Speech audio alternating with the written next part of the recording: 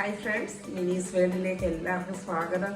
അപ്പോൾ ഇന്നത്തെ റെസിപ്പിയെ തേങ്ങാച്ചോറും ബീഫ് പള്ളിക്കറിയും ഒരു പേരിനൊരു ഒരു പ്രത്യേകതയുള്ള രണ്ട് ഡിഷസാണ് ഇന്ന് ഉണ്ടാക്കാൻ പോകുന്നത്. ഞങ്ങൾ നാട്ടിലെ ഓഗസ്റ്റിൽ ഹോളിഡേക്ക് പോയപ്പം ഒരു ഹോട്ടലിൽ പോയപ്പോൾ ഇതേപോലെ കുറേ വെറൈറ്റി ഫുഡുകളെ, അതുപോലെ തന്നെ കൂന്തൽ നിറച്ചത്, അങ്ങനത്തെ കുറേ ഭയങ്കര ഞാൻ കഴിച്ചിട്ടില്ലാത്ത കുറേ കാര്യങ്ങൾ അതിനകത്ത് അവരുടെ മെനു ലിസ്റ്റിലുണ്ടായിരുന്നു. അപ്പം ഇതാണ് ഓർഡർ ചെയ്തത് ഞാൻ. തേങ്ങാച്ചോറും ബീഫ് പള്ളിക്കറിയും.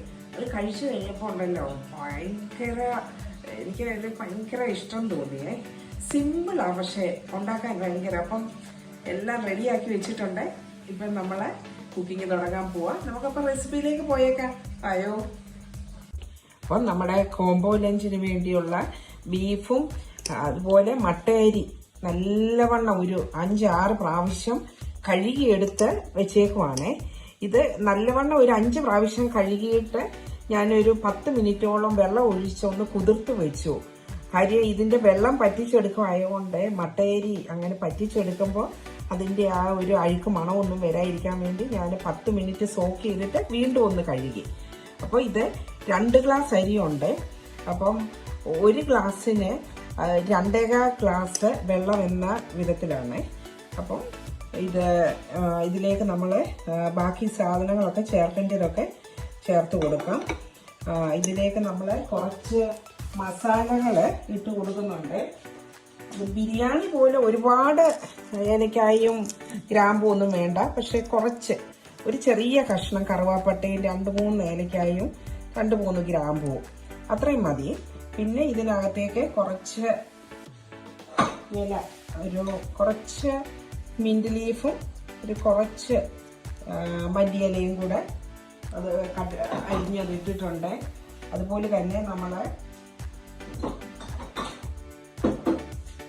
ഒരു സവോള ചെറുതായിട്ട് അരിഞ്ഞെടുത്തത് അത് ഇട്ട്, പച്ചമുളകിന് പകരം ഞാനിത് കാശ്മീരി ചില്ലി ഒരു 2 മുളക് 2 മുറിച്ച് ഇട്ട് കൊടുത്തു. ഇനിയും ഇതിലേക്ക് കുറച്ച് നാരങ്ങാ നീര് ഒഴിച്ചു കൊടുക്കാണ്. ഇത് തേങ്ങാച്ചോറാണ് വെക്കുന്നത്. തേങ്ങാച്ചോറിന് അതുപോലെ തന്നെ ഉപ്പൊക്കെ നമ്മൾ എപ്പോഴും ആവശ്യത്തിന് ഇട്ട് കൊടുക്കുക. ഞാനിപ്പോൾ ഒരു 2 ടീസ്പൂൺ ഇട്ട് കൊടുത്തു. ഇനിയും വെള്ളത്തിൽ ഉപ്പിന്റെ ഇത് നോക്കിയിട്ട് നമുക്ക് വേണ്ടിയത് ഇട്ട് കൊടുക്കാം. അതുപോലെ തന്നെ ഇതിന് തേങ്ങ ചേർക്കണം.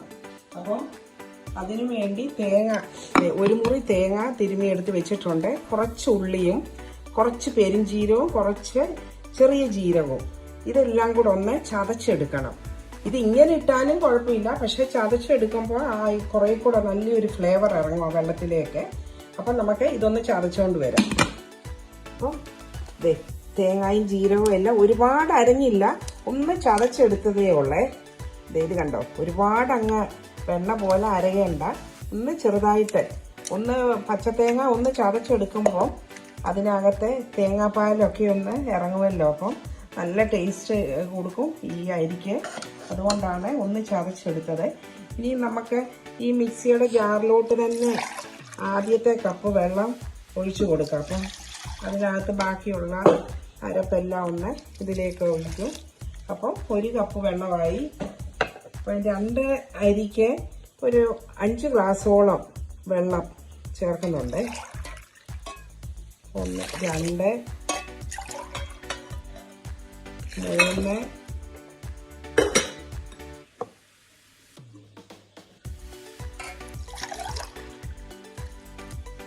5.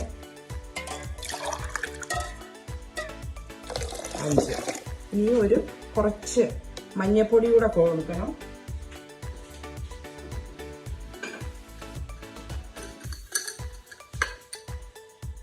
മഞ്ഞപ്പൊടി ഒരു ടീസ്പൂണാണ് ഇട്ട് കൊടുത്തത്. ഇനി ഇതെല്ലാം കൂടെ ഒന്ന് ഇളക്കണം.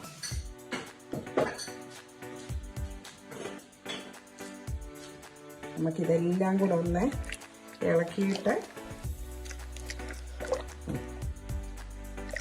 അപ്പോൾ ഇത് അടുപ്പിലോട്ട് വെച്ച് നമുക്ക് ഒരു 3 വിസിൽ വരണം.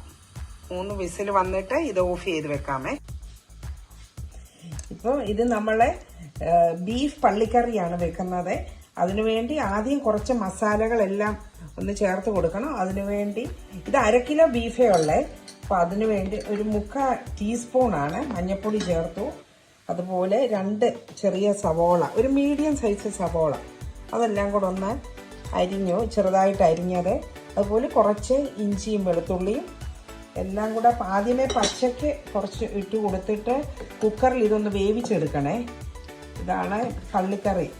ഇത് കോഴിക്കോട് കണ്ണൂരുകാരൊക്കെയാണ് ഇത് മെയിനായിട്ട് ഈ ബീഫ് പള്ളിക്കറിയും അതുപോലെ തേങ്ങാച്ചോറും ഒക്കെ ആ സൈഡിലോട്ടാണ് കൂടുതൽ.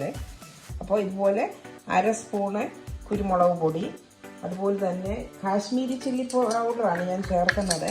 കാശ്മീരി ചില്ലി പൗഡർ ഇത് ഒരുപാട് ആദ്യമേ ഇടണ്ട, ഇവിടെ ഒരുപാട് എരിവ് വേണ്ട, അതുകൊണ്ട് ഒരു 1/4 ടേബിൾ സ്പൂണ് ചേർത്ത് കൊടുത്തു. ഇവിടെ ബീഫ് എങ്ങനെ സാധാരണ ബീഫ് പള്ളിക്കറി വെക്കുമ്പോൾ തേങ്ങാക്കൊത്തൊന്നും ചേർക്കത്തില്ല. ഇവിടെ ബീഫിൻ്റെ കൂടെ എപ്പോഴും കുറച്ച് തേങ്ങാക്കൊത്ത് ഇഷ്ടമാണ്. ഞാൻ അതുകൊണ്ട് കുറച്ച് തേങ്ങാക്കൊത്തൊന്ന് ചേർത്ത് കൊടുക്കുവാണ്. അതുപോലെ തന്നെ കുറച്ച് മല്ലിപ്പൊടി കൂടെ വേണം. മല്ലിപ്പൊടി അതുപോലെ ഒരു 1/2 ടേബിൾ സ്പൂണ് അത്ര ഇട്ട് കൊടുക്കുള്ളൂ. അതുപോലെ ഗരം മസാല നമുക്കൊരു 1/4 ടേബിൾ സ്പൂൺ ചേർത്തു. ഇനിയും ഉപ്പാണ്. ഉപ്പൊക്കെ ആവശ്യത്തിന് ചേർത്ത് കൊടുക്കാം. ഞാനിപ്പോൾ ഇതിനകത്തേക്ക് ഒരു 1/4 ടീസ്പൂണാണ് ചേർത്തത്. ഇനിയും ഇതെല്ലാം കൂടെ ഒന്ന് നല്ലവണ്ണം ഒന്ന് തിരുമ്മി എടുത്തിട്ട് ഇതിനകത്തേക്ക് കറിവേപ്പില ഉണ്ടെങ്കിൽ നല്ലവണ്ണം, ഇന്നിവിടെ കറിവേപ്പില വാങ്ങിയതിരിക്കില്ല, അതുകൊണ്ട് ഞാൻ കുറച്ച് ഒരു പുതിനയിലയും കുറച്ച് മല്ലിയിലയും കൂടെ ഒന്ന് ചേർത്ത് കൊടുത്ത്. അപ്പോൾ ഇനി ഇതെല്ലാം കൂടെ ഒന്ന് ഞെരടി എടുത്തിട്ട് ഇത് വെച്ച് ഒരു 4 വിസിൽ വരുന്നിടം വരെ നമുക്കൊന്ന് വെയിറ്റ് ചെയ്യാം. അടുപ്പ് വെച്ച് എല്ലാം ഒന്ന് ഇളക്കിയിട്ട്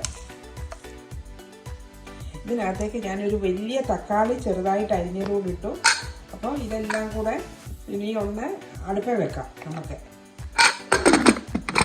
നമുക്ക് ഇനിയും ബീഫ് പള്ളിക്കറി അത് ഒരു 4 വിസിലടിച്ച് കുക്കറിൽ ഇങ്ങനെ ഇരിപ്പുണ്ട്. കുക്കർ തുറന്നില്ല, ആവി പോകാൻ പ്രഷർ പോകാൻ വേണ്ടി ഞാൻ വെയിറ്റ് ചെയ്യുക.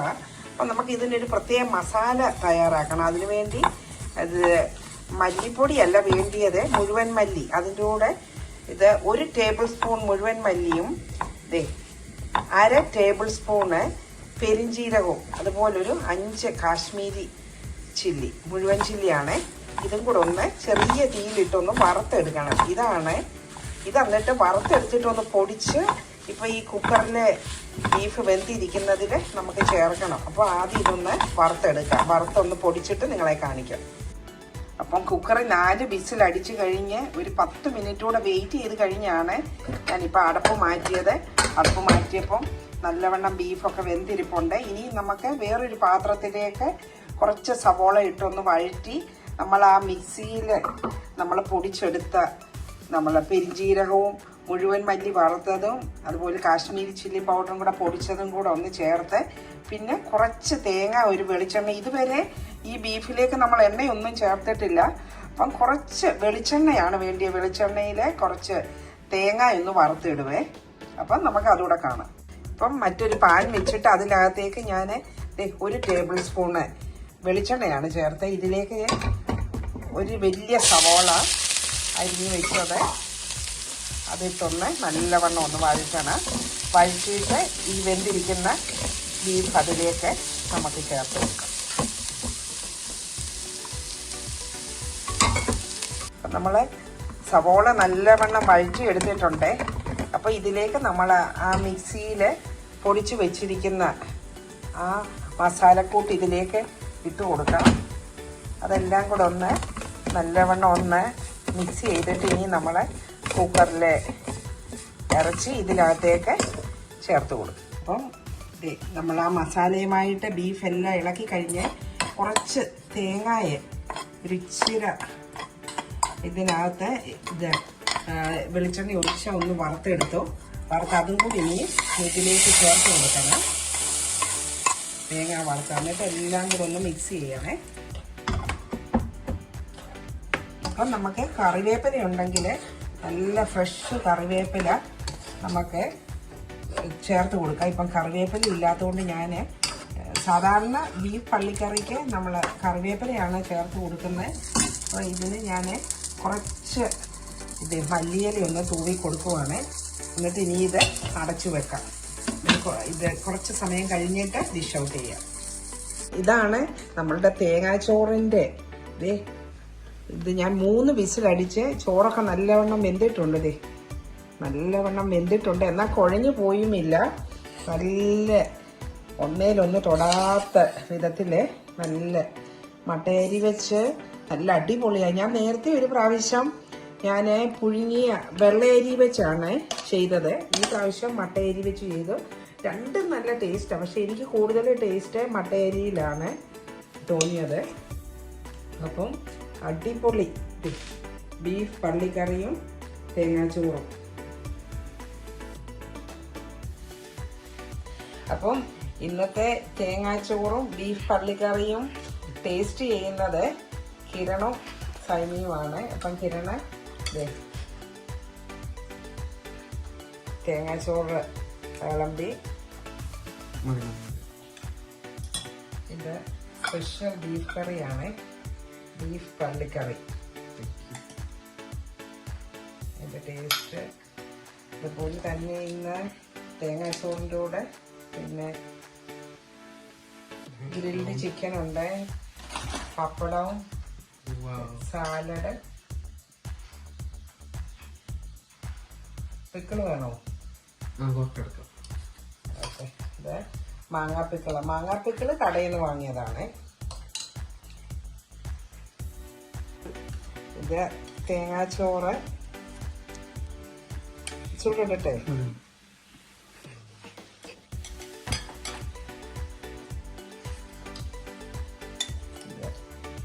ബീഫ് പള്ളിക്കറി ഇതൊരു സ്പെഷ്യൽ മസാലയൊക്കെ ചേർത്തുള്ളതാണ്.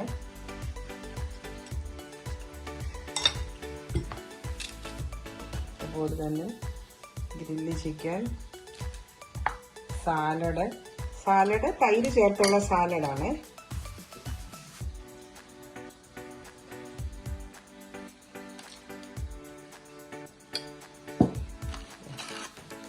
പപ്പടം, പിക്കിള് വേണോ? കുറച്ച് മാങ്ങാപ്പിക്കിള്. അതൊന്ന് ടേസ്റ്റ് ചെയ്തിട്ട് ഇനിയും പറഞ്ഞേ രണ്ടുപേരും.